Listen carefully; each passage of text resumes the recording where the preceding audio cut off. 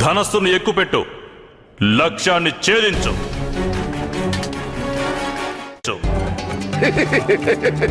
ఉత్తమ నిర్ణయం మేనలుడా, ఉత్తమమైన నిర్ణయం. అవును ద్రుపద మహారాజా, నా మిత్రుడు అంగరాజ్యానికి రాజు. అతనికి పోటీలో పాల్గొనే హక్కు ఉంది. అతడే స్వయంగా మీ పుత్రికను వివాహం చేసుకుంటాడు. ద్రౌపది, అంగరాజు కర్ణుడు పోటీలో గెలుపొందగలడు.